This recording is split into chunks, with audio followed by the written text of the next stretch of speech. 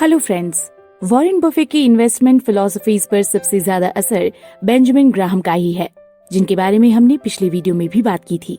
इस वीडियो में हम बेंजामिन ग्राहम के मार्जिन ऑफ सेफ्टी प्रिंसिपल की बात करेंगे। अगर आप मार्जिन ऑफ सेफ्टी को समझ लेते हैं तो आपको अपने इन्वेस्टमेंट में कभी भी नुकसान नहीं होगा।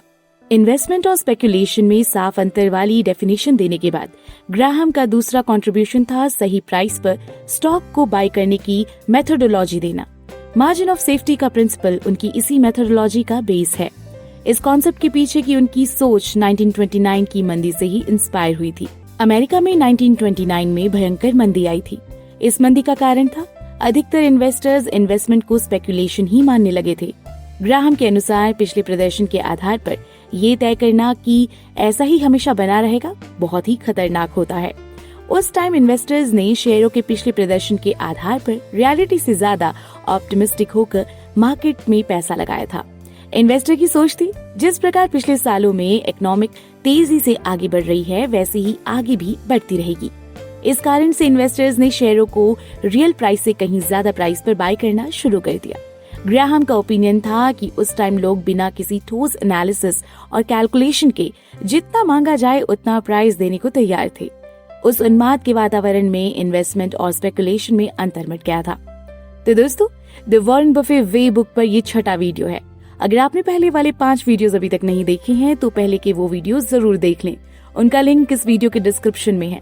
साथ ही अगर आप शेयर मार्केट में पैसा इन्वेस्ट करना चाहते हैं और अभी तक आपके पास डीमैट अकाउंट नहीं है या बहुत ज्यादा ब्रोकरेज से परेशान हैं, तो देश के सबसे अच्छे, बड़े और भरोसेमंद ब्रोकरेज फर्म ज़ेरोधा, अपस्टॉक्स और एंजल ब्रोकिंग का लिंक इस वीडियो के डिस्क्रिप्शन में है। आज ही अपना डीमैट अकाउंट ओपन करें, जहां पर आपका ब्रोकरेज कुछ भी नहीं लगेगा, और ब्रोकरेज लगेगा भी तो केवल इंट्राडे ट्रेड में, वो भी मैक्सिमम 20 रुपए। इतनी चीपेस्ट ब्रोकरेज रेट और सेफ्टी कहीं नहीं मिलेगी। तो चलिए शुरू करते हैं। बुल मार्केट में उठाए गए रिस्क से बचने के लिए ग्राहम ने स्टॉक्स को चूज करने का एक मेथड दिया, जिसके बेस को उन्होंने मार्जिन ऑफ सेफ्टी का नाम दिया। ग्राहम के मेथड के अनुसार इन्वेस्टर्स इन्वेस्टमेंट के लिए स्टॉक्स को चूज 2 तरीकों से कर सकते हैं। फर्स्ट, पूरे मार्केट में रिसेशन यानी मंदी के दौर में शेयर्स को खरीदकर, और सेकंड, शेयर को तब खरीदकर जब वो अपने इंट्रिंसिक वैल्यू से कम प्राइस पर मिल रहे हों। ग्राहम के अनुसार दोनों ही तरीकों से शेयरों को खरीदने में मार्जिन ऑफ सेफ्टी होती है। अगर पहली टेक्निक की बात करें तो इसके साथ प्रॉब्लम यह है कि हमें ये कैसे पता लगे कि मार्केट में कब गिरावट आने वाली है। इसके लिए इन्वेस्टर्स को मार्केट पर लगातार नजर रखनी पड़ती है और मार्केट में आने वाले उतार चढ़ाव का प्रिजम्पशन लगाना पड़ता है, जो एक रिस्क भरा काम है। इसके अलावा जब मार्केट में शेयर सही प्राइस पर मिल रहे होते हैं तब इन्वेस्टर्स को शेयर्स की खरीद में फायदा होना डिफिकल्ट होता है। साथ ही शेयर परचेज करने से पहले मार्केट में करेक्शन का इंतजार करना उबाऊ होने के साथ साथ सेल्फ डिफीटिंग भी हो सकता है। ग्राहम ने सुझाव दिया कि इन्वेस्टर्स को दूसरी टेक्निक अपनाने से ज्यादा प्रॉफिट मिल सकता है, जिसमें मार्केट के उतार चढ़ाव पर ध्यान न देकर केवल इंट्रिंसिक वैल्यू से कम प्राइस वाले स्टॉक्स को पहचान कर उनमें इन्वेस्टमेंट करना होता है। ग्राहम के अनुसार इस टेक्निक के सफल इस्तेमाल के लिए इन्वेस्टर्स को इंट्रिंसिक वैल्यू से कम पर उपलब्ध शेयर्स की पहचान करने के लिए किसी मेथड की जरूरत होगी। ऐसी स्ट्रैटेजी को समझना और क्वांटिटेटिव अप्रोच को डेवलप करना उनका एक मेन गोल था, जो उनकी बुक सिक्योरिटी एनालिसिस के पब्लिकेशन से पहले अननोन थी। ग्राहम ने लॉजिकल इन्वेस्टमेंट के कॉन्सेप्ट के निचोड़ को मार्जिन ऑफ सेफ्टी के कॉन्सेप्ट के रूप में दे दिया। इस प्रोसेस के द्वारा उनकी कोशिश थी कि केवल शेयर ही नहीं बल्कि सभी प्रकार की सिक्योरिटीज जैसे प्रेफर्ड स्टॉक्स और बॉन्ड में इन्वेस्ट के लिए इस कॉन्सेप्ट का इस्तेमाल हो पाए। ग्राहम द्वारा इस कॉन्सेप्ट को शेयर मार्केट के अनुकूल बनाना ही इस कॉन्सेप्ट की असली परीक्षा थी। उन्होंने तर्क दिया कि यदि कोई शेयर अपने इंट्रिंसिक वैल्यू से कम प्राइस पर मिल रहा है तो उसमें मार्जिन ऑफ सेफ्टी है। इससे क्वेश्चन उठता है कि किसी शेयर की इंट्रिंसिक वैल्यू का असेसमेंट किस तरह किया जाए। ग्राहम ने एक छोटी सी डेफिनेशन के साथ इस क्वेश्चन का आंसर दिया है। Intrinsic value is that value which is determined by the facts. These facts include a company's assets, its earning and dividend, and any future definite prospects। यानी कि इंट्रिंसिक वैल्यू वो value है जो किसी company के facts द्वारा निर्धारित की जाती है। इन फैक्ट्स में कंपनी की एसेट्स, उसकी अर्निंग्स, उसके द्वारा दिया जाने वाला डिविडेंड और फ्यूचर की पॉसिबिलिटीज शामिल है। ग्राहम मानते थे कि किसी कंपनी की फ्यूचर अर्निंग्स पावर इन सभी फैक्ट्स में सबसे इम्पोर्टेंट है। उन्होंने एक सिंपल फॉर्मूला दिया। किसी भी कंपनी की इंट्रिंसिक वैल्यू का असेसमेंट उसकी फ्यूचर अर्निंग्स का अनुमान लगातार उसे एक एप्रोप्रिएट कैपिटलाइजेशन फैक्टर से मल्टीप्लाई करके किया जा सकता है। कैपिटलाइजेशन फैक्टर का असेसमेंट कंपनी की स्टेबिलिटी ऑफ अर्निंग्स, कंपनी की असेट्स, उसकी डिविडेंड पॉलिसी और फाइनेंशियल हेल्थ पर डिपेंड करती है। इस मेथड के इस्तेमाल के साथ ग्राहम ने एक वार्निंग भी जोड़ी है। इस मेथड की सफलता किसी कंपनी के इकोनॉमिक फ्यूचर की सही असेसमेंट करने की हमारी एबिलिटी पर डिपेंड करती है, और ये ऐसी कैलकुलेशन है जो कभी भी परफेक्टली एक्यूरेट नहीं होती। कंपनी के फ्यूचर के आंकड़े जैसे कि sales, volume, pricing and expenses etcetera का अनुमान लगाना बहुत मुश्किल होता है, जिसके कारण कैलकुलेशन करना मुश्किल काम है। इसके बावजूद ग्राहम को विश्वास था कि मार्जिन ऑफ सेफ्टी का कॉन्सेप्ट 3 एरियाज में सक्सेसफुल यानी कि यूजफुल हो सकता है। नंबर 1, स्टेबल सिक्योरिटीज जैसे कि बॉन्ड्स और प्रेफर्ड स्टॉक्स में। नंबर 2, कंपैरेटिव एनालिसिस में। और नंबर 3, अगर शेयर की प्राइस और इंट्रिंसिक वैल्यू में ज्यादा फर्क हो तो इस सिचुएशन में शेयर्स के चयन में। ग्राहम कहते हैं कि हम ये एक्सेप्ट करें कि इंट्रिंसिक वैल्यू एक इल्यूसिव कॉन्सेप्ट है। ओरिजिनली कंपनी की बुक वैल्यू को ही इंट्रिंसिक वैल्यू माना जाता था।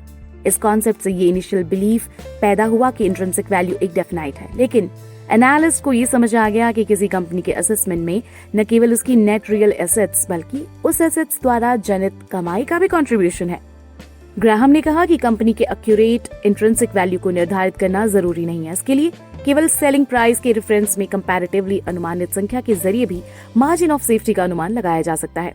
ग्राहम के अनुसार फाइनेंशियल एनालिसिस एग्जैक्ट साइंस नहीं है।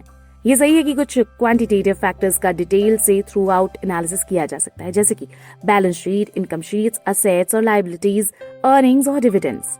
इसके साथ ही हमें उन कुछ क्वांटिटेटिव फैक्टर्स को नजरअंदाज नहीं करना चाहिए जिनके एनालिसिस तो कठिन है, पर वे किसी भी कंपनी के इंट्रिंसिक वैल्यू को जानने के लिए बहुत जरूरी है। इनमें 2 हैं, मैनेजमेंट कैपेबिलिटी और नेचर ऑफ बिजनेस।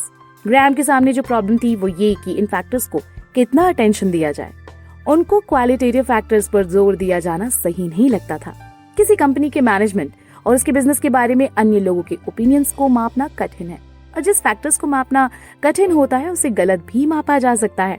ग्राहम के अपने एक्सपीरियंस से जाना कि इन्वेस्टर्स कंपनी की टैंजिबल असेट्स की अपेक्षा इनटैंजिबल असेट्स को जितना अधिक अटेंशन देते हैं उतना ही इन्वेस्टमेंट में उनका रिस्क बढ़ता है। ग्राहम के अनुसार जब कंपनी की सही वैल्यू इंट्रिंसिक वैल्यू और क्वांटिटेटिव फैक्टर्स के जोड़ द्वारा निकाला जाता है तो उस सिचुएशन में इन्वेस्टर्स का इन्वेस्टमेंट रिलेटेड रिस्क कम होता है।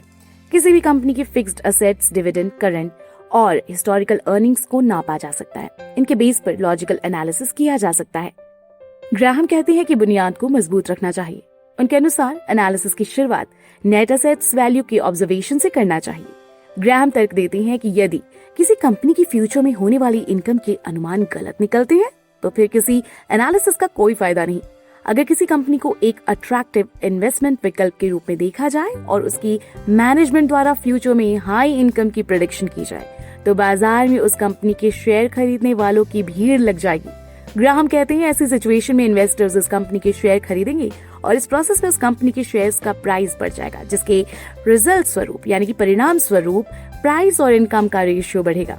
जैसे जैसे अधिक से अधिक इन्वेस्टर्स कंपनी की फ्यूचर में संभावित हाई इनकम से अट्रैक्ट होकर उसके शेयर्स को खरीदते जाएंगे, उसके शेयर्स के प्राइस उसकी इंट्रिंसिक वैल्यू से कहीं ऊपर उठ जाएंगे और एक बुलबुले की तरह आकाश में तब तक फैलते रहेंगे जब तक कि वो बुलबुला फट नहीं जाता।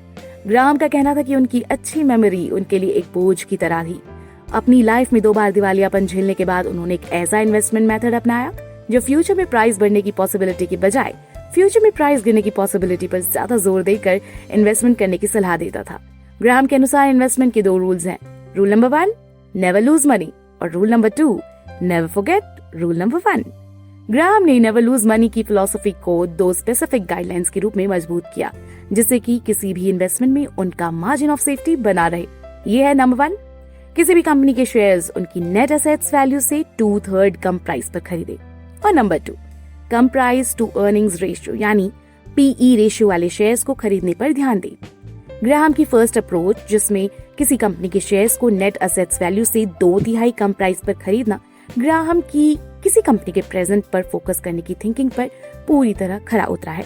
नेट एसेट्स वैल्यू निकालने के लिए कंपनी की सभी शॉर्ट और लॉन्ग टर्म लायबिलिटीज को माइनस कर देते हैं, जिससे कंपनी की करंट एसेट्स की वैल्यू ही बचती है। अगर इस पर शेयर वैल्यू से कंपनी के शेयर्स का प्राइस कम होता है तो ग्राहम उसे इन्वेस्टिंग का फुल प्रूफ मेथड मानते हैं। दोस्तों, अगर आपको नहीं पता कि किसी कंपनी की नेट एसेट्स वैल्यू कैसे निकालते हैं तो डिस्क्रिप्शन में जाकर हमारे एक पुरानी वीडियो के लिंक पर क्लिक करें। इस मेथड में एक ही प्रॉब्लम है। इन क्राइटेरिया के अनुसार शेयर्स मोस्टली इस प्राइस पर नहीं मिलते हैं, स्पेशली तब जबकि बुल मार्केट्स का दौर चल रहा हो। ग्राहम ने माना कि बाजार में स्टॉक प्राइस का इतना नीचे आने का इंतजार अनरीजनेबल है, इसलिए उन्होंने अपने सेकेंड आइडिया का सहारा लिया। उन शेयर्स को बाय करना जिनके प्राइस गिरे हुए हों और वे कम प्राइस टू अर्निंग्स रेशियो पर मिल रहे हों। उन्होंने कहा कि इस रूल को फॉलो करने के अलावा कंपनी की कुछ नेट एसेट्स वैल्यू भी होनी चाहिए। दूसरे शब्दों में कंपनी की लायबिलिटी उसकी नेट एसेट्स से कम होनी चाहिए।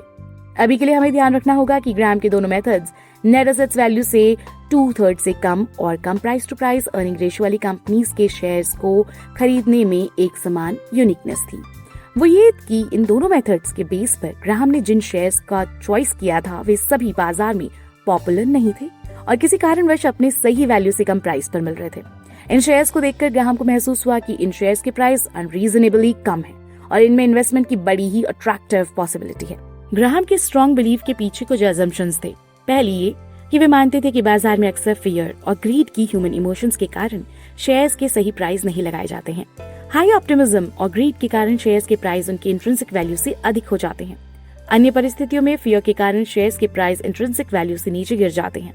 उनकी दूसरी असम्पशन एक स्टैटिस्टिकल फैक्ट्स पर आधारित थी जिसे रिवर्जन टू द मीन कहते हैं।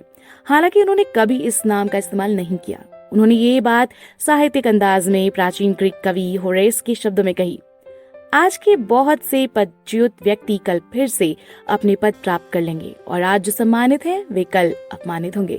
इस फैक्ट को चाहे कोई फिलोसोफर कहे अथवा कोई कवि। तो दोस्तों, अगर आपको ग्राहम की इन्वेस्टमेंट फिलोसफीज को अच्छे से समझना है तो हमारी इंटेलिजेंट इन्वेस्टर बुक पर बने पूरे वीडियो को देखना चाहिए, जिनका लिंक इस वीडियो के डिस्क्रिप्शन में है। तो दोस्तों, बाकी की बातें टू बी कंटिन्यूड। ये बातें मैंने आपको the Warren Buffett way book से बताई है, जो डिटेल में सिखाती है कि शेयर मार्केट में कैसे ज्यादा प्रॉफिट पा सकते हैं। सो आप ये सारी बातें सीखना चाहते हो तो डिस्क्रिप्शन में जाकर बुक खरीद सकते हो। सबसे अच्छी बात यह है कि ये बुक हिंदी में भी है। साथ ही आप इसी बुक पर रिव्यू का अगला वीडियो देखना चाहते हैं तो मुझे कमेंट करके जरूर बताएं। वीडियो पसंद आया तो लाइक का बटन जरूर दबा दें और हमसे जुड़ने के लिए इंस्टाग्राम पर effortlessGK को जरूर फॉलो करें और ऐसी ही काम की बातों के लिए चैनल को सब्सक्राइब करें। साथ ही डिस्क्रिप्शन में दिए लिंक से ज़ेरोधा या अपस्टॉक से अपना डीमैट अकाउंट ओपन करना ना भूलें।